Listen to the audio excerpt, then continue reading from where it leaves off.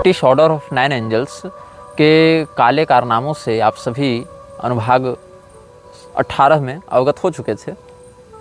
हम बता रहे थे आपको ये कोटिंग के विषय में, और इस प्रकरण में इससे संबंधित यह अंतिम अनुभाग होगा। इसके आगे के अनुभागों में हम और भी अन्य विषयों पर अपना विमर्श प्रस्तुत करेंगे।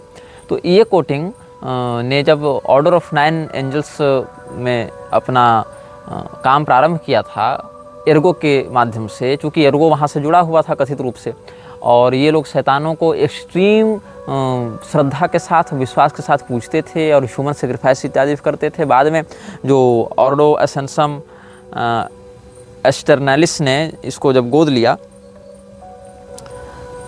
और इसको 10 से लेकर 18 डिग्री तक का ज्ञान दिया, जो भी उनके मत में मान्य होगा, जो भी उनके यहाँ व्यवस्था होगी इस प्रकार के विद्याओं को सिखाने की, तो इसका उद्देश्य यह था कि हम रेगुलेट करें इन शक्तियों को, जो एस्ट्रल फॉर्म से जो फिजिकल फॉर्म में आकर लोगों के काम को ओवरटेक करते हैं, उनको एम्पावर करते हैं, उनको अनावश्यक रूप से समाज में हस्तक्षेप करने के लोग साधते हैं और विध्वंसकारी परिणामों को जन्म देते हैं, उनको रेगुलेट करें। लेकिन क्या ये रेगुलेशन उतना सफल हो पाया है? नहीं हो पाया है। इसका कारण क्या है कि जब वो शक्तियाँ कनेक्ट करती हैं तो वो टेम्प्ट करते हैं लोगों को कि हम और अधिक प्रसिद्ध हों, और अधिक पैसे वाले हों, और अधिक प्रभुत्वशाली हों। प्रभुत्व का नशा, प्रभुता पाए का ही मद नाही, गोस्वामी जी ने लिखा है। तो ये सब जितनी पैशाचिक शक्तियों की आराधना करते हैं, उतनी पैशाचिक शक्तियों के संपर्क में आते रहने से, उतनी क्रियाओं को करते रहने से, उस माहौल में 24 घंटे सोचते रहने से इनका मन कली पुरुष के प्रभाव में अधिकाधिक आ जाता है। इसलिए रेगुलेटरी बॉडी के निर्माण के बाद भी ये लोग कुछ ठोस प्रभाव नहीं दिखा पा रहे, सिवाय कुछ असफल प्रयासों के। हालांकि कुछ मामलों में जो इस प्रकार के अभियान हैं उनमें जब छापेमारी होती है, लोग सतर्क होते हैं, कुछ कमी आती है, इनकी गोपनीयता थोड़ी भंग होती है।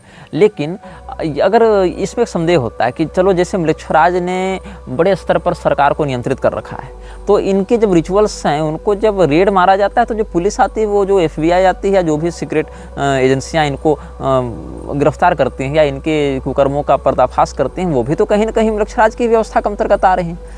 तो फिर म्लेच्छराज की व्यवस्था का एक परिंदा दूसरे परिंदे के घोंसले को कैसे उजाड़ रहा है? यही अर्थ होगा ना, क्योंकि म्लेच्छराज की ही वो उपासना कर रहे हैं या उसकी शक्तियों को उपासना कर रहे हैं और म्लेच्छराज के बल को बढ़ा रहे हैं। फिर म्लेच्छराज ही जब ये सब गवर्नमेंट्स को रन कर रहा है, इकोनॉमी को कंट्रोल कर रहा है, बहुत हद तक इन्फ्लुएंस कर रहा है, तो फिर कैसे म्लेच्छराज की ही बनाई पुलिस प्रशासन व्यवस्था उसी उपासकों के इस अभियान को ध्वस्त कर रही है या उनके अनुयायियों को जेल में डाल रही है? वो ऐसे कि जब किसी व्यक्ति का खुलासा समाज में हो चुकता है, जो गुप्त है, उसके साथ ऐसा नहीं किया जाता। अब मैं आपको एक विषय समझाने जा रहा हूँ। मान लो ABC 3 स्तर हैं। इसमें A जो है वो इनिशियल प्रैक्टिशनर है, गुप्त रूप से काम कर रहा है, इंटर्नशिप में काम कर रहा है, इन्फेंट्री मैन है। B जो है वो थोड़े ऊपर के अधिकारी हैं, थोड़े सुपीरियर हैं, अथॉरिटी हैं, लेकिन उनको ये नहीं पता है कि हम एक्चुअली काम किसके लिए कर रहे हैं। A को पता है हम किसके लिए काम कर रहे हैं, C को पता है हम किसके लिए काम कर रहे हैं। तो A जो है वो नौसिखिया है या किसी प्रसिद्ध पद पर नहीं है। नौसिखिया से तात्पर्य मेरा है कि वो समाज में कोई बड़े अथॉरिटी के रूप में जाना पहचाना नहीं जाता है, कहीं प्रशासनिक अधिकारी नहीं है, कोई बड़ा नेता नहीं है, कोई बड़ा उद्योगपति नहीं है। वो केवल काम करता है, रिचुअल करता है, रिचुअलिस्ट है वो, लेकिन वो काम कर रहा है शैतानों के लिए और उसको पता है हम किसके लिए काम कर रहे हैं। मतलब पूरा भले ना पता हो, एग्जैक्ट सुपीरियर को ना जानता हो, लेकिन उसको डिपार्टमेंट पता है कि हम किसके लिए काम कर रहे हैं। दूसरी बात, जो C है वो उसी डिपार्टमेंट की कोई हाई अथॉरिटी या हाई ऑर्डर के लिए काम करता है। लेकिन B जो है वो C के अंतर्गत काम करता है, लेकिन वो पता नहीं उसको कि हम एक्चुअली किस डिपार्टमेंट के नौकर हैं। तो आप ऐसे समझ सकते हैं, यहाँ पर A जो है वो छोटे स्तर का साधक है, अप्रसिद्ध व्यक्ति है। जो C है वो किसी राष्ट्र का राष्ट्राध्यक्ष है या किसी सेना का जनरल है या कुछ और बड़े संस्था पर है, और B उसी विभाग में काम करने वाला कोई छोटा मोटा अधिकारी है। तो जब A का काम एक्सपोज होने लगता है या A अपने काम में असफल होने लगता है या A की गतिविधियाँ लस्ट की ओर बढ़ने लगती हैं, प्रसिद्धि की ओर बढ़ने लगती हैं, या खुलेआम वो अपनी बातों को सार्वजनिक करने लगता है, उस पर किताबें लिखने लगेगा, उस पर वीडियो बनाने लगेगा, उसको ग्लोरीफाई करते हुए समाज में बिना किसी ठोस योजना या सुपीरियर ऑर्डर के सार्वजनिक करने लगेगा, तो ऐसी स्थिति में अपनी बी की शक्ति का प्रयोग करके सी उसको कंट्रोल कर लेगा। तो हैं दोनों एक ही व्यवस्था में, लेकिन उस व्यवस्था को एक्सपोज करने के कारण हो सकता है एक्सपोजर के पीछे कोई न कोई छुपी हुई वासना हो या छुपा हुआ उद्देश्य हो, महत्वाकांक्षा हो जो पूरी नहीं हो पा रही है, वो कंट्रोल नहीं कर पा रहा है कि हम जब इनको समन कर रहे हैं तो इनसे अपना सारा काम करवाएं, उनको ग्लोरीफाई करें, समाज हमारे बारे में जाने कि ये इतनी सिद्ध हस्ती है। तो ये जो है जब उस अभियान को जाने अनजाने एक्सपोज करने लगता है, उसके बारे में समाज में चर्चाएं होने लगती हैं, उसकी गोपनीयता भंग होने लगती है, तो सी जो बड़ा सुपीरियर हाई ऑर्डर का है वो अपने किसी अधिकारी के माध्यम से, जिसको खुद नहीं पता वो एक्चुअली जो सी को नेता समझ रहा है, जनरल समझ रहा है, बिजनेसमैन समझ रहा है, वो किस कल्ट से जुड़ा हुआ है उसको खुद नहीं पता है, उसके माध्यम से रेड मरवाती है और कहा जाता है पुलिस ने ये सब तंत्र मंत्र करने वालों को या ऑकल्ट प्रैक्टिशनर्स को गिरफ्तार किया। दो समान व्यवस्थाओं के अधिकारी एक दूसरे को ऐसे नियंत्रित कर रहे हैं। अब आप आशा है थोड़ा बहुत इस व्यवस्था की प्रणाली को समझ गए होंगे। तो हम आपको आगे बता रहे थे, पृष्ठ 22 के आसपास हम पहुंचने वाले हैं। तो ये कह रहा है कि रेगनम स्पिरिटस इसने नाम दिया गेटवे खुलने के बाद जो दुनिया इसको दिखी। गेटवे जैसे बैठा हुआ है, गेटवे इसके सामने प्रकट हुआ, ऐसा इसने वह वर्णित किया है। उस गेटवे के ओपन होने के पीछे जो रेगनम स्पिरिटस है उसमें इसने 3 तत्वों को देखा। एक को इसने नाम दिया है डीमंस, एक को इसने नाम दिया है एंजल्स और एक को इसने नाम दिया है स्पिरिट्स। तो डीमंस क्या है? डीमन ये कहता है एक ऐसी ताकतवर सत्ता जो कि बहुत ज़्यादा नकारात्मकता से भरी हुई है, क्रूरता से भरी हुई है, अपवित्रता से भरी हुई है और डिस्ट्रक्शन को प्रीफर करती है। इसको इसने डीमन का नाम दिया है। और दूसरी इसी में इसने बयान दिया था कि ऐसा शैतान जो आपको मारने की धमकी दो वो ज़्यादा भरोसेमंद है उस शैतान की तुलना में जो आपको धनी और समृद्ध बनाने का लालच देता हो, क्योंकि लोग झूठ और कपट पर ही अपना जीवन बिताते हैं। दूसरे को इसने नाम दिया एंजल्स। एंजल्स ऐसे हैं जो कि विध्वंस या विनाश को ग्लोरीफाई तो नहीं करते, लेकिन व्यक्ति को इन्फ्लुएंस में रखना चाहते हैं, उसको दौलत शोहरत देना चाहते हैं, उसको प्रसिद्ध बनाना चाहते हैं, लेकिन कंट्रोल उसके ऊपर रखना चाहते हैं और चमत्कारों को सकारात्मक रूप से प्रस्तुत करने में यकीन रखते हैं, ऐसा इसने नाम दिया। स्पिरिट्स क्या हैं? ऐसी सत्ताएं जो न डीमंस हैं न जो एंजल्स हैं। एंजल सकारात्मक चमत्कार दिखाते हैं, प्रोस्पेरिटी लाते हैं, ऐसा इसका दावा है। डीमंस विध्वंस और विनाश को प्रस्तुत करते हैं, लेकिन स्पिरिट्स क्या हैं? वो ना विध्वंस करते हैं और वो ना प्रोस्पेरिटी लाते हैं, वो ज्ञान देते हैं, सूचना देते हैं। और जिन लोगों को ये बातें काल्पनिक लग रही होंगी उनको मैं बता दूं कि मेरे निजी परिचय में ऐसे व्यक्ति हैं जिनका हमने कल भी संदर्भ दिया था, जो स्पिरिट्स को आवाहन करते हैं चिमनी दर्पण के माध्यम से, जिनको पीरवाणी तंत्र में पीर भी कहा जाता है। तो हालांकि इसको मैं प्रोत्साहित नहीं करता हूं, लेकिन ऐसे वास्तविक साधक सत्ताधारी विद्यमान हैं जो उन स्पिरिट्स को बुलाते हैं एस्ट्रल वर्ल्ड से और उनसे कांटेक्ट करते हैं। उनको नंगी आंखों से देखा जा सकता है कुछ खास शक्ति वाले लोगों के द्वारा, और उनसे बातें की जा सकती हैं, उसमें दिखाते हैं, लिखते हैं बातों को। तो जो लोग स्पिरिट्स को बुलाते हैं उनमें कई तो ऐसे स्पिरिट्स होते हैं जो हिंदू हैं और बहुत सारे मुसलमान भी हैं। बात वही है, मैंने आपको कहा था 3 प्रकार के लोग हैं। एक प्रकार के लोग मानते हैं कि सभी धर्म एक समान है और ईश्वर को कहीं अल्लाह, कहीं गॉड, कहीं यहोवा, कहीं अकाल, कहीं परमेश्वर ऐसे कह दिया गया। कुछ लोग ये मानते हैं कि नहीं, सत्य सनातन धर्म ही सत्य है और इसके अलावा बाकी ये सब मान्यताएं जो है वो काल्पनिक हैं और झूठ और कपट के पुलिंदे पर हैं। लेकिन हम जैसे लोग यह मानते हैं कि सनातन धर्म के जो शास्त्रोक्त देवी देवता हैं उसके अलावा बहुत कुछ ऐसी एंटिटीज हैं जिनका वर्णन शास्त्रों में उस प्रारूप में तो प्राप्त नहीं होता है, लेकिन नकारात्मक आसुरी संपदा के अधीन होकर वो काम करने वाली शक्तियां हैं जो इस विश्व को उत्पात और उपद्रव से आतंकित किए हुए हैं। और यही कारण है कि इनकी संख्या के अनुयायी जो हैं वो अरबों में पाए जाते हैं, जो पूरे विश्व को बहुत हद तक प्रभावित किए हुए हैं, नकारात्मकता से धर्म को क्षति पहुंचा रहे हैं। तो इनका बिना अस्तित्व माने हम कैसे ये कहेंगे कि कोई इतनी बड़ी संस्था खड़ी हो जावे जो सनातन धर्म के मंदिरों को ऐसे ध्वस्त कर दे, सनातन धर्म के वर्णाश्रम व्यवस्था के विरुद्ध खड़ी हो जावे और उसको पॉलिटिकली इन्फ्लुएंस करने लगे, ये बिना किसी सत्ता के समर्थन के संभव नहीं है। और खास करके जब हमारे पास ऐसे लोग हैं जो उन शक्तियों को गाइड करते हैं, समन करते हैं, उनसे अपना काम करवाते हैं, तो हम तो उस क्षेत्रों से जुड़े हुए हैं, हमको तो पता है। हम तो पीरवाणी और हिंदवाणी दोनों तंत्रों के अध्येता रहे हैं जिज्ञासा को शांत करने के लिए। हमने तो उन सभी साधकों के अनुभवों को सुना है, बैठा है, देखा है। हम तो तुलसी पत्र और गंगा जल पर निष्ठा रखने वाले वैष्णवों की संगति में भी रहे हैं और नरमांस भक्षी अघोरियों को भी हमने देखा है कि भाई वो क्या करते हैं, कैसे करते हैं। हालांकि हमने संगति केवल जिज्ञासावश की, ये नहीं कि वहाँ गए तो नरमांस खाने लगे और दारू पीने लगे, ऐसा नहीं।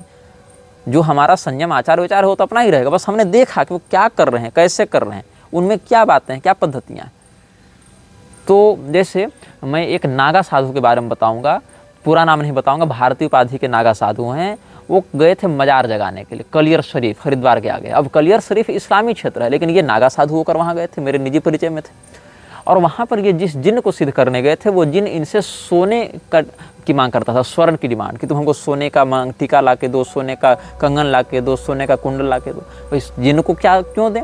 वो जिन कहता था कि मैं काली जी की सेवा करता, हमको काली जी को चढ़ावा चढ़ाना पड़ेगा ताकि वो अपनी सेवा से हमको यहाँ तक आने की अनुमति दें तुम्हारे लिए। तो बाद में उनके पास पैसा था नहीं, तो मेरे परिचय के एक बड़े सेठ ने उनको खूब स्पॉन्सर किया और खूब उनको 10-15 लाख रुपए दिए जितना भी था, और वो सब चढ़ावा उसने चढ़ाया, वो सारा गायब हुआ। और जब वो एक मंत्र ये सब जगा रहे थे वो नागा साधु, तो क्या हुआ कि कुछ शराबी गंजेड़ी लोगों ने उन पर आक्रमण किया। उसी समय उसने उस शक्ति को पुकारा और उस शक्ति ने उन सबों को ऐसा मारा, उठा उठा के पटका कि वो मरे तो नहीं, लेकिन फिर जीवन में फिर वो मतलब लगभग हाथ पैर तो सबके टूटे, लेकिन फिर वो इस प्रकार से किसी साधना के मतलब छेड़छाड़ करने का साहस नहीं करेंगे। तो इस प्रकार के वो साधक थे। बाद में जिस सेठ ने उनको स्पॉन्सर किया था उसने उस जिन को अपने कंट्रोल में लेने का प्रयास किया, तो जिन ने उसको धमकाया कि तुम्हारा इकलौता बेटा है, मार देंगे, तुम ज़्यादा हमसे छेड़छाड़ मत करो। और वो जो साधु बाबा थे और जो स्पॉन्सर था, दोनों में फिर झगड़ा हो गया किसी बात को लेकर, फिर दोनों अलग अलग रास्ते चले गए। वो साधु बाबा भी उसको साफ देकर निकल गए। दोनों को हम निजी रूप से जानते थे, हालांकि अब दोनों से मेरा परिचय प्रत्यक्षतः नहीं है, नंबर इत्यादि भी नहीं है, लेकिन पिछले 3 साल पहले तक उनसे मेरा संपर्क मतलब परिचयात्मक था। किसी यज्ञ में हम लोग मिले थे और 1 आध महीना हम लोग साथ में रहे भी थे। तो ये मैं इसलिए बता रहा था क्योंकि जो लोग कहते हैं कि ये लोग होते ही नहीं, एग्जिस्ट ही नहीं करते, वो कभी इस क्षेत्र में घुसे नहीं हैं। वो केवल सुनी सुनाई बातों के आधार पर एक अवधारणा बना लेते हैं। जब तुम क्षेत्र में घुसोगे तब समझोगे कि केवल लिखी लिखाई बातें नहीं हैं, उनमें हाँ हो सकता है वर्णन में 100 बातें कही गई तो 100 बातें सारी सच ना हो, लेकिन 50 बातें तो बिल्कुल सच हैं जिनका एक वास्तविक एग्जिस्टेंस होता है, प्रभाव होता है। तो हम आपको आगे की जानकारी दे रहे थे। हम आपको इसके साथ वो तीनों यंत्र भी दिखा देंगे जो ओपनिंग द गेटवे का है, और उसके कुछ विशेष इनकंटेशंस हैं। जैसे जो गेट को खोलने का था उसमें लिखते हैं रैंतका मा ताजू मिटामतु सस्पार्टू इज टर्टाल कल्ट आमता फालतू इरेट सल कलमा कल्टामू टेलका रेड जरातू इलकाजू फेल्टामा परतातू अल्त फालतू पांतालू साक्स आलू टेम्पाल्टा कासुफेम काला केल्ट आमतू पेज टासू। इस प्रकार का इसका इनकंटेशन है गेटवे खोलने का, ये समनिंग के लिए है। और इसकी बहुत सारी पद्धतियां हैं जिस पर मैं चर्चा करना आवश्यक नहीं समझता हूँ। इसके बाद जो गेटवे खोलेगा उसको एक विशेष प्रकार का यंत्र धारण करना होता है और ये यंत्र पहनना होता है ताकि ये उस गेटवे के अंदर जो एंटिटीज हैं उसके प्रभाव में ना आवे, उनसे ये अदृश्य रहे। जैसे वो गेटवे के अंदर ये प्रवेश करेगा या गेटवे प्रवेश चलते हुए नहीं करेगा, जैसे आप बैठे हुए हैं वो डायमेंशन आप में समाहित होता जाएगा। जैसे आप बैठे हुए हों ट्रेन में और ट्रेन जब चलती है तो सामने का जो परिदृश्य आपसे जुड़ता हुआ पीछे की ओर जाने लगता है, वैसे ये बैठा रहेगा साधक और वो सारे दृश्य इसको अपने सामने दिखते रहेंगे बस, मतलब ये फिजिकली कहीं ट्रेवल नहीं करेगा उस समय, वो सारा दृश्य इसके सामने से गुजरता रहेगा। जैसे आप किसी ट्रॉली पर बैठे हो और आपको गुड़का दिया गया हो तो आप लुढ़क गए हो और उधर से सारा का सारा जो पर्यावरण है आपसे गुजरता जा रहा हो, आप गाड़ी में बैठे हैं, ऐसे बैठा रहेगा और वो सारा परिदृश्य इसको दिखेगा। तो वहाँ के जो एंटिटीज हैं इसको बाधा न पहुँचावें, ये उनसे अदृश्य बना रहे, इसके लिए एक सील ऑफ सॉर्सरर होता है जिसको धारण करके बैठता है। वो कैसा दिखता है यंत्र, ये भी हम आपको स्क्रीन पर दिखा रहे हैं। इसके बाद कैसे वहाँ के जो एंटिटीज हैं उनसे संवाद किया जाएगा, संवाद करने का भी एक यंत्र होता है। एक यंत्र है गेट खोलने का, एक यंत्र है सुरक्षा का, अदृश्य होने का, और एक यंत्र है उनसे संवाद करने का, स्पेसिफिकली उनको प्रोवोक करने का। तो ये जो ज्वाला का साम्राज्य म्लेच्छराज का है, इसमें एक मंत्र पढ़ा जाता है ताकि व्यक्ति वहाँ के जो राज्य हैं, और कहीं ना कहीं मुझे ये ऐसा लगता है अंदर से कि पैरागमम का वो वास्तविक चित्रण भी है जहाँ पर उसका साम्राज्य चलता है उस डायमेंशन में। तो अष्टू माल्कू टाडाट अर्काटा सास्टज सेग्ज अल्टामू पार्टू इरेटेम्पाल क्रेज टाफेल्टा वास्काला रिजेंट मेट सेंट्रोस टासास्त्रुस स्टॉस मेल्टा केल्टा केल्टा केल्टा हाइन। इस प्रकार के इनकैंटेशंस का प्रयोग करके उन झटकों से, जब वो डायमेंशन आपसे टकराएगा तो उन झटकों से बचने के लिए पड़ता था। तो जो पहला साम्राज्य, पहला लेयर है, फर्स्ट किंगडम ऑफ फ्लेम्स हैं, उसमें बहुत से इसको एंटिटीज दिखी, जिसमें पहले एंटिटी का नाम था मार्टेल। और ये मार्टेल जो है वो उसकी आँखें बहुत गहरी थीं और वो लाल रंग के वस्त्रों में था, और सबसे पहले ये मिला। और उसके बाद एशमेक मिला। एस्मे के बाद 12 मिला, इन सब के यंत्र भी इसने दे रखे हैं। उसके बाद सैम्स्क मिला, फिर ये दूसरे परत में गया, किंगडम ऑफ नाइट में गया, वहाँ पर इसको सबसे पहले कैल्टेमटेल मिला, फिर रस्कटर मिला, ऑफाल मिला, एल्थैलिन मिला, शेंटामोट मिला, स्रैगबेल मिला। फिर इसके बाद वो 3 लोग इसको मिले जो 3 लोग इसको बुक देने आए थे, ऐसा इसने दावा किया है। जो 3 लोगों ने इसको नवंबर 2000 ईस्वी में एक मैन्युस्क्रिप्ट ला कर दी थी, वो 3 लोगों से मिलती जुलती कोई एंटिटी इसको मिली। शक्ल ऐसे ही दिख रही थी, लेकिन इसने वेरीफाई वैसा नहीं किया है खास करके।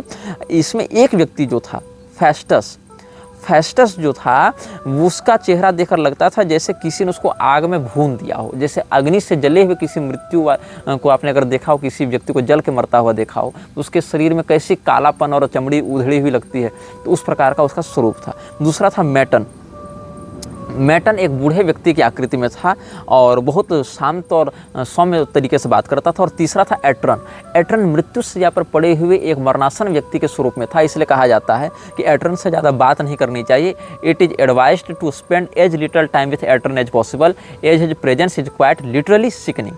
प्रभाव में व्यक्ति आ सकता है, वो मृत्यु के प्रभाव को दिखाता था। फिर आगे ये सब पहुँचे, जो मृत्यु के ज्वाला के साम्राज्य की दूसरी परत में ही आगे ये सब गए, तो पेड्रिलियन मिला, लैडन मिला, या ईडन भी कहते हैं, एल या आई दोनों के फॉन्ट में थोड़ी दिक्कत है। फिर लेडिलॉक मिला, एसैरन मिला, लोक्रोस्ट मिला, पैरन मिला, डेगल मिला, अबार्टाला मिला, हैकाल्टोर मिला, फिर डिशोर डियोरिया मिली या मिला, जो भी है, नहीं ये तो स्त्री ही लग रही है। शी शब्द का प्रयोग किया है। Shift between a beautiful young innocent virgin and old crone, इस प्रकार से इसने लिखा है। मेल्टा, इस प्रकार से। फिर नीले रंग की ज्वाला का एक साम्राज्य इसको मिला, उसमें सतग्रेल, पेल्टेटोर, सेस्टेन, फोर्टियर, टैलोस इसने मिला। फिर ये छायाओं के साम्राज्य में घुसता है उस डायमेंशन में, वहाँ टेरेटूर मिला, टैरगेल, सेल्टनट, फेल्टॉर्न, हेप्टोमेल्टोर और मेस्टोरेट, इस प्रकार से। फिर ये नीले के बाद लाल ज्वाला के साम्राज्य में घुसा। ज्वाला के भी अलग अलग रंग थे ना, तो लेटिर, सैस्पू, क्रेट, टूल ये मिला। उसके बाद फिर आगे बढ़ता गया तो एडकैमोम, केल्टार, मेथसन, गोरका ये सब मिला। और नवा साम्राज्य तक पहुँचाए।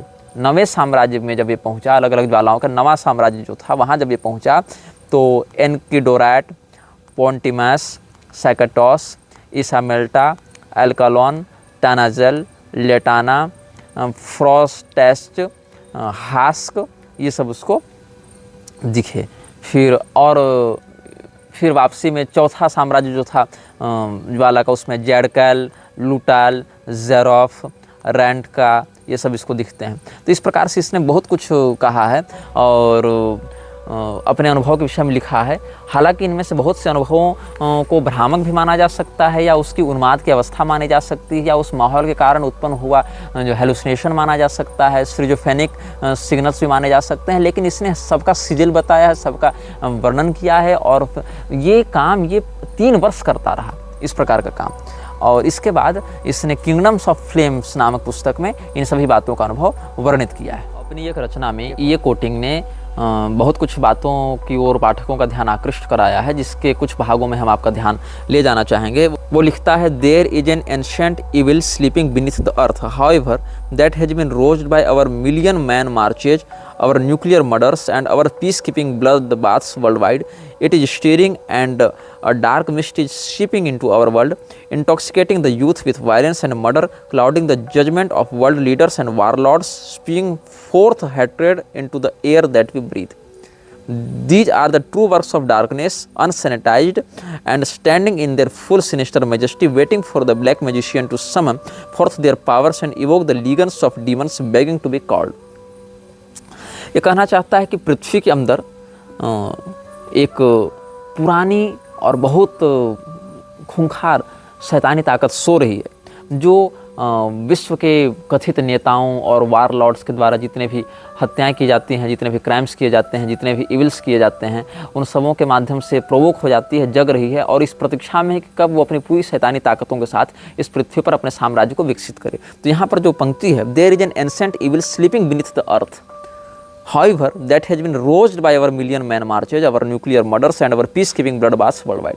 इस विषय पर आप गौर करेंगे। इसके आगे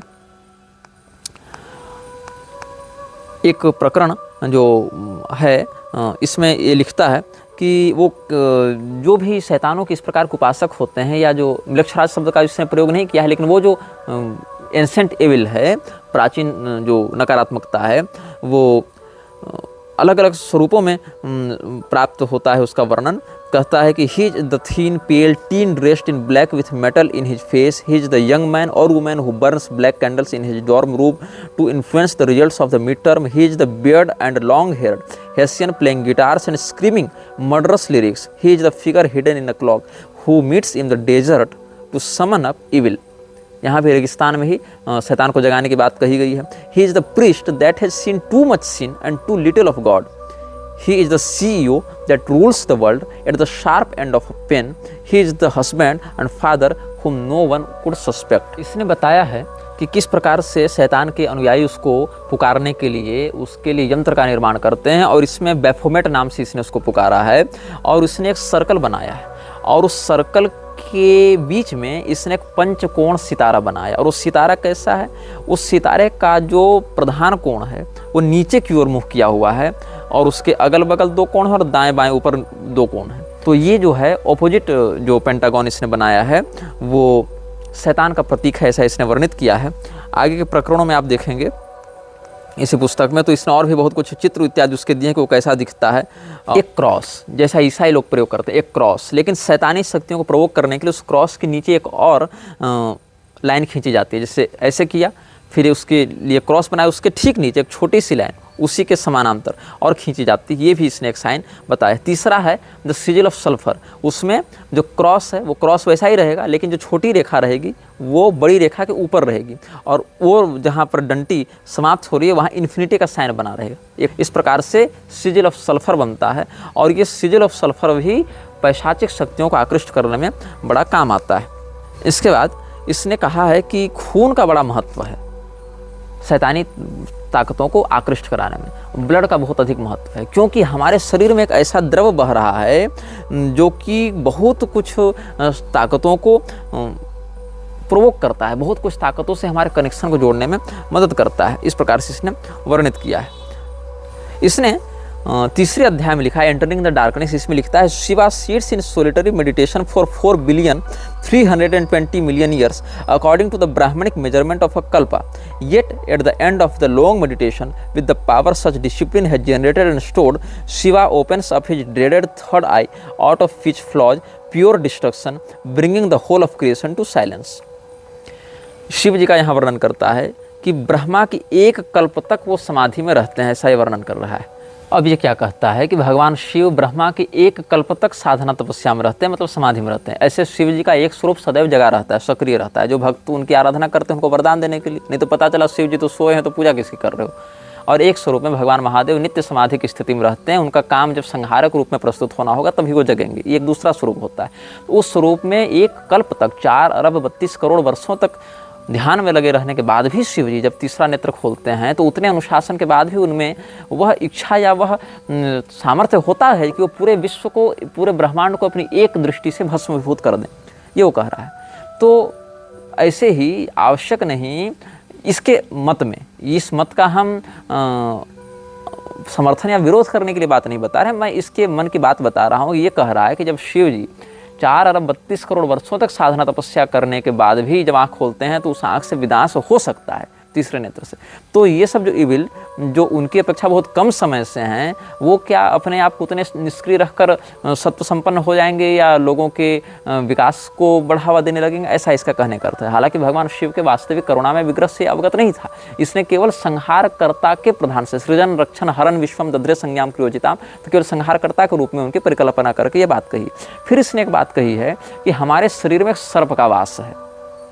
अब वो सर्प सनातन धर्म में कुंडलिनी के नाम से, सर्पिणी के नाम से जाना जाता है। फिर इसने क्या कहा है, every black ritual and every drop of blood that we spill is only to feed the serpent upon which we ride into the abyss and beyond eternity. We are undying not by the strength of these bodies that bind us but by the old wise serpent that carries us above death's bony grasp.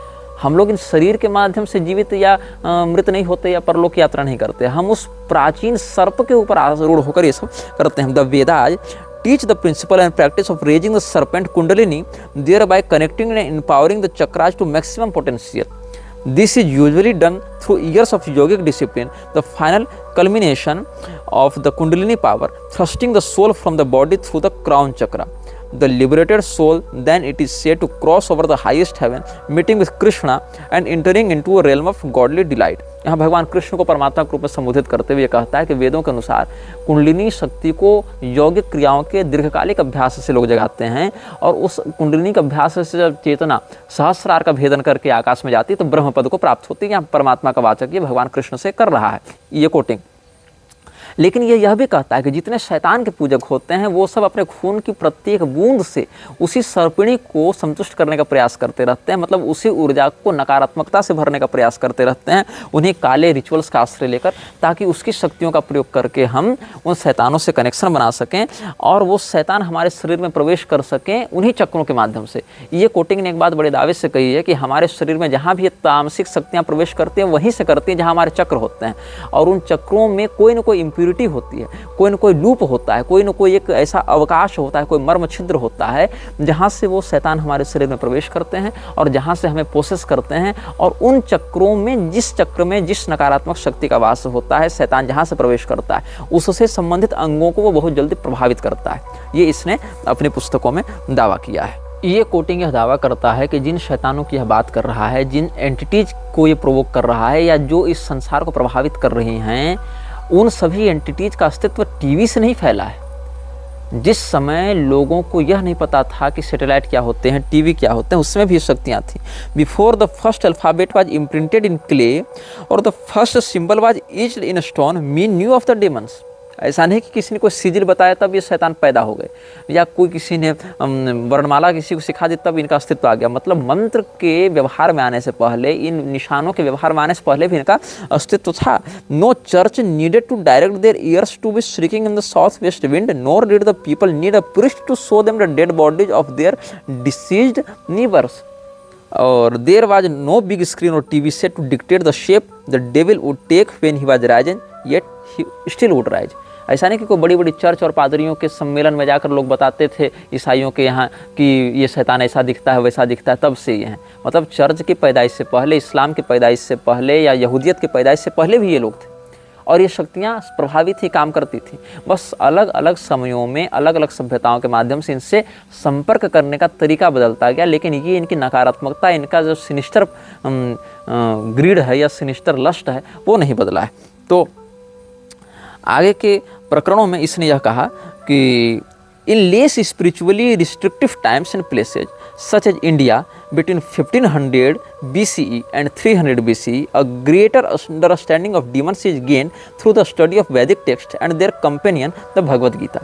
इसने कहा है कि ऐसे समय में जहाँ पर जो आध्यात्मिकता थी वो प्रतिबंधित नहीं थी, मतलब अभी के लोग तो अध्यात्म के जगत से जुड़े हुए नहीं हैं, अभी धार्मिकता उतनी नहीं है, अभी तो बहुत अधिक वैमनस्य और नकारात्मकता समाज में है। लेकिन ऐसे समय में जहाँ पर नकारात्मकता उतनी थी, जहाँ पर लोग अध्यात्म को प्रमोट करते थे, वो ऐसा जीवन जीते थे, विशेष करके ऐसे स्थान और ऐसे कालखंड में। इसने स्थान बताया है भारत और कालखंड बताया है ईसा से 1500 साल पहले।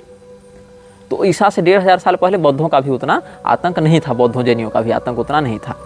तो उस समय के लोग भी इन शैतानी शक्तियों के विषय में जानते थे, उनसे सतर्क रहने का उपदेश करते थे। तो वेदों में भी अलग अलग स्थानों पर इनके संकेत प्राप्त होते हैं, और साथ साथ वेदों का सार जिस ग्रंथ में, भगवद गीता में भी, वहाँ भी इनका प्राप्त होता है। Among themes of yogic discipline, non attachment from the passions of the world and focusing upon Krishna through all things, the powers and functions of demigods and demons are taught. The demons of Hinduism were called asuras, which literally means power hungry. They are godlike in their supernatural abilities, yet lack the divine consciousness and grace that would place them alongside the Devas. They are commissioned by Krishna in their work, yet believe that they struggle against him, as they do not know even their own nature in fullness. ये कह रहा है कि ये सब जो नकारात्मक शक्तियाँ होती हैं, ये किसके कहने पर काम कर रहे हैं? भगवान कृष्ण के कहने पर काम कर रहे हैं। कैसे? भगवान कृष्ण ही कालोस्मि लोकक्षयकृत प्रवृद्धो लोकान समाहर्तुम इह प्रवृत्तः इस रूप में प्रस्तुत हुए थे। अर्जुन को क्या कहा? मैं ही काल हूँ, मैं सबको मारने आया हूँ। अब दिखा क्या? दुर्योधन की सेना में जो राक्षस हैं, अलम्बुस अलायुध ये सब काम कर रहे हैं।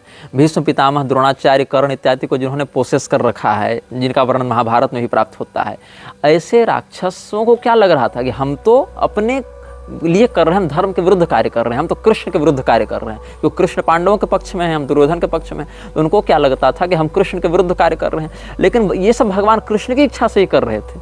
लेकिन इनको क्या लगता था कि हम तो अपना एक संघर्ष स्थापित कर रहे हैं। वैसे जितने भी पैशाचिक शक्तियाँ हैं, वो सब भी युग धर्म के अनुरूप कार्य कर रहे हैं, कलयुग को बढ़ाने के लिए काम कर रहे हैं। कलयुग को किसने बनाया? संपूर्ण युगों को कौन संचालित करता है, कौन निर्मित करता है, कौन उनके गुणधर्म आदि का संचालन करता है? भगवान स्वयं करते हैं। तो भगवान ही चतुर्युग प्रवर्तक हैं। तो भगवान ही सतयुग, त्रेता, द्वापर, कलयुग सबके कारक हैं, और उन तद्दत युगों के युग धर्म के भी कारक हैं। इसीलिए अयम तो युग धर्मो ही वर्तते कस्य दूषणम, ऐसा भी देवर्षि नारद ने चिंतन किया। तो भगवान ही इन सभी क्रियाओं के कर्ता और विनियोजक हैं। कृष्ण भगवान का यहाँ पर उस नाम लिया है, क्योंकि विदेशों में इस्कॉन का भी अधिक प्रभाव रहा है ना, तो इस्कॉन ने कृष्ण तत्व के माध्यम से कुछ किया है। यद्यपि इस्कॉन के विषय में हम पूरा एक सेक्टर अलग से इसी अनुभाग में प्रस्तुत करेंगे, ताकि उनके भी आप षड्यंत्र को समझ सकें। लेकिन कहने का अर्थ है कि कृष्ण तत्व का विशेष उसने प्रचार किया, परमात्मा को कृष्ण नाम से उसने अधिक प्रचारित किया विदेशों में। तो इसीलिए जब वहाँ के लेखक ये सब बातें लिखते हैं तो स्वाभाविक रूप से कृष्ण शब्द का प्रयोग अधिक करते हैं। तो इसने कहा कि जो डीमंस, जो असुर या जो शैतानी शक्तियाँ इस प्रकार का विध्वंस करती हैं या इस प्रकार की नकारात्मकता को फैलाती हैं, वो भी भगवत इच्छा से ही ये कार्य कर रही हैं। बस उनको पता नहीं कि हम किस महासत्ता के अंतर्गत ये कार्य कर रहे हैं। और ये क्या कहता है आगे? It is the nature of demons to feed on human beings. ये इन पिशाचों का स्वभाव होता है कि मनुष्यों का भक्षण करें। कैसे? Human beings are formed of 36 elements: excrement, urine, saliva, flesh, blood, skin, bone, the 5 solid internal organs, the 6 empty internal organs, the hair of the head, the hair of body, energy, life and so forth। इसने यहाँ 36 प्रकार के तत्वों से मनुष्य शरीर को निर्मित बताया है, जिसमें हमारे मल, मूत्र, थूक, चमड़ी, वीर्य और हड्डी, खून, मज्जा, ये सब हमारे ज्ञानेंद्रिय, कर्मेंद्रिय, अंदर की अंग, माथा का बाल, शरीर का बाल और अलग अलग प्रकार के इसने तत्वों के नाम बताए हैं। और ये सब जो हैं demons of inferior capacity feed upon excrement and the like. जो बहुत कम शक्ति के पिशाच होते हैं वो सब मल मूत्र का आहार भक्षण करके रहते हैं। बहुत डीप इसने इस बात को एनालिसिस करके लिखा है। और demons of intermediate capacity eat bones and similar parts, while demons of superior capacity live on human vitality. जो सबसे निम्न स्तर के पिशाच होते हैं वो सब क्या करते हैं? मनुष्य के मल मूत्र इत्यादि का भक्षण कर लेते हैं। जो मध्यम स्तर के पिशाच होते हैं वो मनुष्य के रक्त, मज्जा, हड्डी इत्यादि को अवशोषित करके भक्षण कर लेते हैं। लेकिन जो उच्च स्तर के पिशाच होते हैं वो मनुष्य के प्राण शक्ति का अवशोषण करते हैं, उसके वाइटल लाइफ एनर्जी को खाते रहते हैं। और जो उच्चतम स्तर के पिशाच होते हैं वो किसके लिए उत्तरदायी हैं? महामारी इत्यादि लाकर विश्व की जनसंख्या को व्यापक रूप से मारने के लिए उत्तरदायी होते हैं। ऐसा ही लिख रहा है कि they are the powerful demons who bring about epidemics. इस प्रकार से इसने दावा किया है। ये कोटिंग ने एक अनुभव अपना साझा किया है। जब वो 22 वर्ष का था, उसने पेमन को कैसे बुलाया। ये लिखता है कि किंग पेमन जो है वो पहला ऐसा पिशाच था जिसको इसने सफलतापूर्वक बुलाया। तो ये क्या कहता है? King Paimon was actually the first demon that I had successfully evoked to full manifestation. और जैसा कि हमने आपको उस साधक का संदर्भ दिया था, जो चिमनी पर लालटेन की जो लैंप होती है, चिमनी कांच, उस पर उसको बुलाया था। तो वैसे इसने पीर को बुलाया था, वैसे इसने पेमन को एक मिरर में बुलाया था। कैसे बुलाया? I was at the time 20 years old, 20 साल का था, and had been employed at a local rising star manufacturing plant for nearly 2 years। ये किसी कंपनी में काम करता था, 2 साल से काम कर रहा था, और इसकी कंपनी ने 1 वीक का वैकेशन दिया था अपने कर्मचारियों के लिए। तो कर्मचारी किसी भी कर्मचारी को, कंपनी किसी भी कर्मचारी को छुट्टी दे रही थी, और 20 साल का जो ये कर्मचारी था, मतलब ये कोटिंग था, उसने क्या कहा कि हमने 7 दिन खूब पार्टी की, खूब मौज मस्ती की, खूब ऐशो आराम किया, खूब घूमे फिरे और हो गए हम बीमार। अब बीमार ऐसे हो गए कि हम काम पर नहीं जा पाए, और जब काम पर नहीं जा पाए कुछ दिन बीमार रहे। जब दोबारा वापस गए तो मुझे बताया गया कि तुम नौकरी अब छोड़ने वाले हो। The company has been going through a slow season and just could not afford to keep people on if they really didn't want to be there. He sent me home for the rest of the day, instructing me to call him at 4 o'clock in the afternoon to see if I still had a job. तो इसके manager ने इसको डांटते हुए कहा कि देखो, हमारी कंपनी पहले से बहुत कम व्यवसाय कर रही है, हमारा प्रॉफिट मार्जिन बहुत कम हो रहा है, इसीलिए हम ऐसे कर्मचारियों को निकाल रहे हैं जो यहाँ आना जाना नहीं चाहते। तो तुम अभी घर जाओ, शाम को 4 बजे हमको कॉल करके पूछना कि हमारी अभी जॉब बची हुई है कि नहीं बची हुई है, हम यहाँ काम अभी भी कर रहे हैं कि नहीं कर रहे हैं। अब ये जो है बेरोज़गार होने वाला था और इसके पास सेविंग्स भी नहीं थी, तो इसने सोचा अब क्या करें। तो इसने पेमन को बुलाया। अब पेमन को इसने कैसे बुलाया, तो गोटिया का इसने प्रयोग किया। गोटिया का जो मार्गदर्शन था इसने प्राप्त किया, और सिजिल इत्यादि सब इसके पास थे ही। और इसने सिजिल को एक कंप्यूटर पेपर पर इसने बनाया, प्रिंटिंग पेपर पर बनाया, और जो भी इसकी प्रोसेस प्रक्रिया थी इसने बुलाया। तो अचानक से इसको ऐसा सुनाई पड़ी, why have you called me here. एक भारी आवाज़ ने इससे कहा कि तुमने मुझे यहाँ क्यों बुलाया। तो किंग पेमन को आदेश देने वाले तुम कौन हो, ऐसा इसने प्रश्न किया। तो एक काले रंग का एक शीशा टाइप का था इसके पास, तो उधर देखा तो इसने क्या अनुभव किया, कोई पुरुष है और वो बहुत ही महत्वपूर्ण और बहुत मतलब राजशाही पोशाक में है, और किसी जानवर के ऊपर ऐसे बैठा है जैसे वो जानवर नहीं, उसका वो सिंहासन हो। तो ये डर गया, फिर ये नेत्रों को ठीक से बंद किया, खोला, फिर देखा वो वहीं पर था, इसकी ओर देख रहा था। तो फिर इसने कहा कि मैं अपना परिचय दिया और कहा मैं तुमको अपनी शक्ति से नहीं बुला रहा हूँ, मैं तुमको एडोनाई और एल शडाई की शक्ति से बुला रहा हूँ। मतलब ये वो नाम है जो तुम्हारे ऊपर शासन करते हैं, तो bye their names you must ओबे। तो वो जो शक्ति थी पैमन की वो हिली नहीं, और उसने बस अट्टहास किया, ज़ोर से हंसा, और फिर उसने कहा जो बुलाया ये कोटिंग जो अभिचारक, उसने फिर कहा, मैं अपना परिचय दिया, फिर कहा मैं तुमको अपनी शक्ति से नहीं बुला रहा हूँ, मैं तुमको एडोनाई और इल शडाई की शक्ति से बुला रहा हूँ। और इस बार जब दूसरी बार इसने कहा तो डरते हुए नहीं, पूरे कॉन्फिडेंस से, पूरे अथॉरिटी के साथ, पूरे कमांडिंग टोन में इसने कहा। तब वो जो हंस रहा था पैमन वो चुप हो गया। The demon was silent. और फिर उसने पूछा कि तुम क्या चाहते हो। तो इसने कहा कि मैं अपनी नौकरी बचाना चाहता हूँ, मेरी नौकरी जाने वाली है, तो मैं चाहता हूँ कि तुम मेरे बदले मेरी नौकरी बचाने में मेरी मदद करो। और तो पैमन चुप हो गया और कुछ देर सोचा, फिर कहा कि तुमने बहुत देर कर दी मुझे बुलाने में, it may already be too late. तो ये कोटिंग ने कहा कि ठीक है, फिर तुम अपने स्तर पर जो भी कर सकते हो मेरे लिए कर दो, लेकिन कुछ करो। फिर वो जो रिचुअल क्लोजिंग हुई उसको थैंक किया, वो चला गया। और उसके बाद ये अपने ऑनर से मिलने के लिए गया। तो मिलने के लिए जब गया तो इसने सोचा कि अब तो हमको भी पता था भी बहुत लेट हो गया, मालिक पहले से गुस्से में, तो कितना वो सुधरेगा। जब ये अगले दिन गया उसके पास तो क्या देखता है, इसके पास एक चेक है, फाइनल चेक है। वो तो नौकरी जाने वाली है, इसकी नौकरी तो जाएगी ही, वो तो रिलीजिंग पेपर पर साइन हो गया था। लेकिन नौकरी जाने से पहले इसने क्या कि देखा कि मेरे पास जो पेमेंट का चेक आया है वो कितने का आया है। तो ये कह रहा है कि $1000 का हमारे पास चेक आया है। The check was written out for $1000 over what I would usually make. I spun around and ran down the hall to the owner's office. अब जब 1000 का इसको पेमेंट चेक मिला तो ये ऑनर के पास गया बाकायदा कि आपसे लगता है गलती होगी, यहाँ $100-200 होना था, अब $1000 दे रहे हैं मुझे ये इधर से जाने के। तो उसने बहुत गहरी दृष्टि इसकी ओर डाली और कहा कि नहीं, ये तुम्हारे 2 सप्ताह का पेमेंट ही है और इतना ही होना चाहिए, जाओ अपनी ज़िंदगी में ऐश करो। तो इसको फिर समझ में आया कि पैमन मेरी नौकरी तो नहीं बचा पाया, चूँकि वो ऑर्डर पेपर पर साइन हो चुका था, लेकिन उसने कुछ ऐसा किया, कंपनसेट मुझे किया, ताकि मुझे उस नौकरी से जितना प्रॉफिट होता उससे कहीं अधिक प्रॉफिट मुझे तात्कालिक रूप से हो गया। मतलब कई बार ये डीमन समन किए जाने पर वही काम नहीं करते एग्जैक्टली जो आप कह रहे हैं, बल्कि उस काम को थोड़ा मैनिपुलेट करके कुछ आपके हक में वो ला देते हैं, अपने विचारक के हक में, ऐसा ये कहना चाह रहा है। ये कोटिंग ने अपनी पुस्तकों में नरबली को बहुत विस्तृत रूप से वर्णित किया है, जिसके कुछ अनुभाग आपको हम सुनाने के लिए बता देते हैं। All invocations, incantations and ritual operations having been performed when the victim's throat is slit and the dagger is plunged into her heart, absolute silence is necessary in order to reap the dark whirlwind that will ensue। मतलब किसी महिला को कैसे नरबली के माध्यम से शैतानों की भेंट चढ़ाई जाती है, इस प्रकार के विषयों में इसने बहुत पृष्ठ लिखे हैं। मतलब इतने पृष्ठ लिखे हैं जिसको पढ़ने में कई कई दिन आपके निकल जाएंगे। और मैंने उन सभी बातों का अध्ययन करके पाया कि कितने अधिक पैशाचिक तत्वों के समर्थक रहे हैं।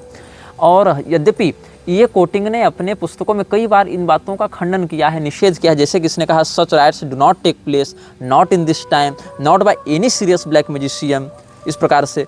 लेकिन जितने भी लोग इन शैतानी कल्ट्स के चंगुल से बचकर भागते हैं, वो अपना अनुभव जो बताते हैं उसके आधार पर ये कहा जा सकता है कि न केवल बहुत वाइडली प्रैक्टिस किया जाता है इस प्रकार का ऑकल्ट, और न केवल लोगों को अपहरित करके उनको मारकर उनके खून से इस प्रकार के कृत्यों को संपादित किया जाता है, ऐसी शक्तियों को प्रोवोक किया जाता है, बल्कि उससे प्राप्त होने वाली शक्तियों का प्रयोग समाज के विनाश में और समाज को विध्वंस करने में भी किया जाता है।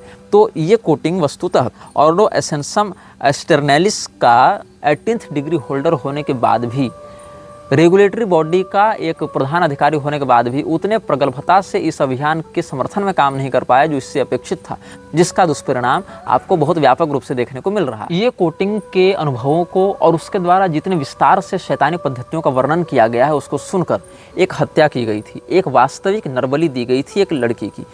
डैनियल हुसैन मात्र 19 साल का लड़का, उसने सोचा कि जब ये कोटिंग इतना शक्तिशाली हो सकता है या शैतानों के विषय में इतनी गहराई से जानने वाला हो सकता है और जितना खुलकर इसने वर्णित किया, इसीलिए मैं आपको यह स्पष्ट कह दूं कि मैंने अपने जितने अनुभागों में इन सभी पद्धतियों के विषय में बताया है या भविष्य में बताने वाले हैं, वो सारी पद्धतियाँ संपूर्ण नहीं हैं और अधिकांश अधूरी हैं, निष्प्रभावी हैं, और कोई भी व्यक्ति उन पद्धतियों को करने के लिए अधिकृत या प्रोत्साहित नहीं किया जाता है। इस बात को मैं स्पष्ट रूप से पहले भी कह चुका हूँ, अभी पुनः कह दे रहा हूँ।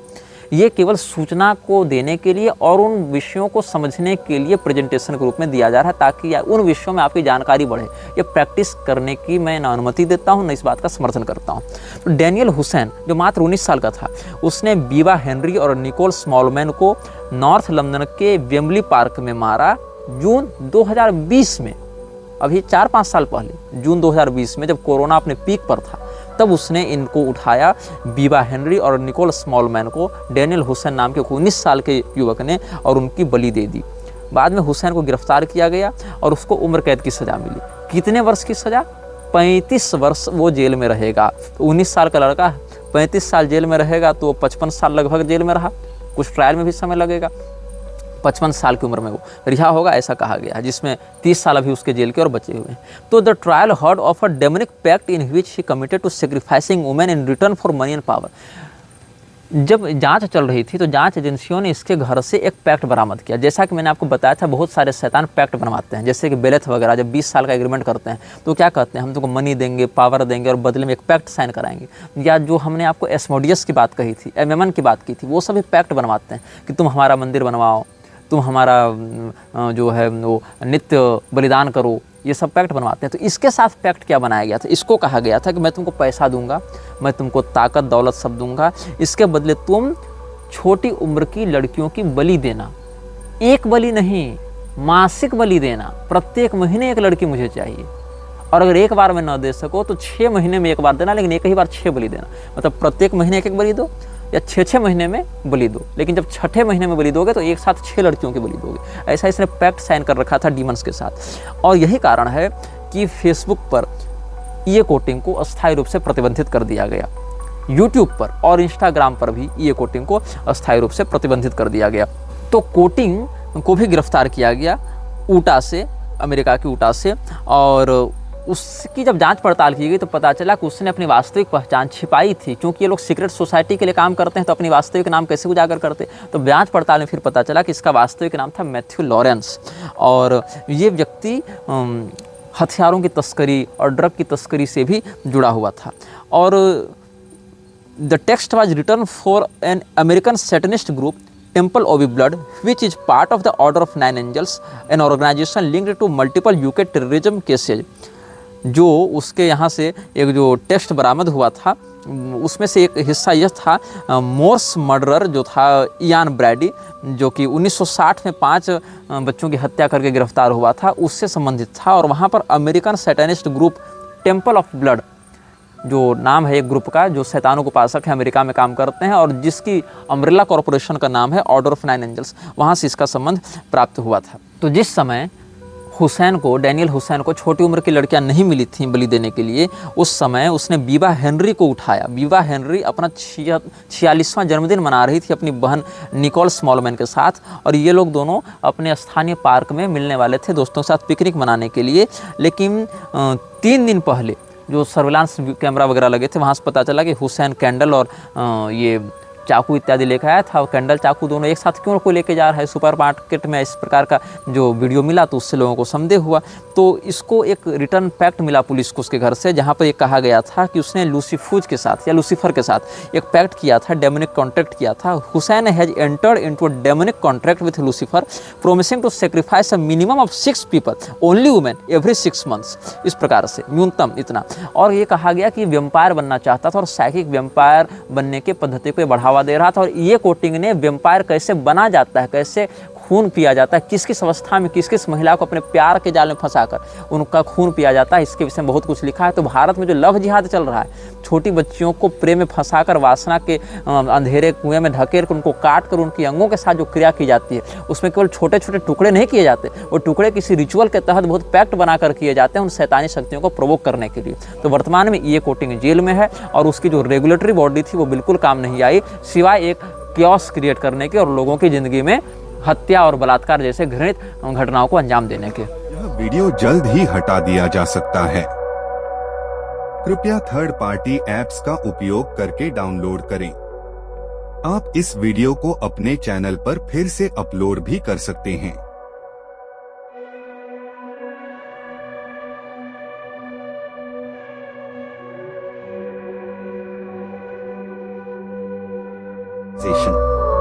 This video may get deleted soon.